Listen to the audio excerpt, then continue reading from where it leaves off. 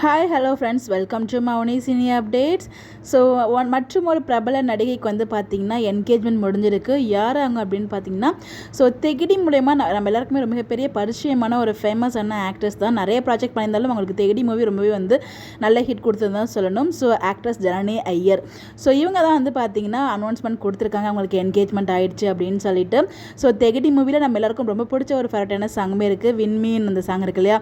So எல்லாருக்குமே ஒரு favourite சாங்காக இப்போ வரைக்கும் வந்து இருந்துட்டு இருக்கு. ஸோ அந்த சாங் போட்டாலே நம்மள அறியாமல் வந்து என்ஜாய் பண்ணி இந்த சாங்ஸுமே கேட்போம். இவங்களுக்கு பேரா நம்ம அசோக் செல்வன் 2 பேரும் சேர்ந்து பண்ணியிருப்பாங்க. ஸோ நல்ல ஒரு சாங் அந்த ஒரு சாங்கு.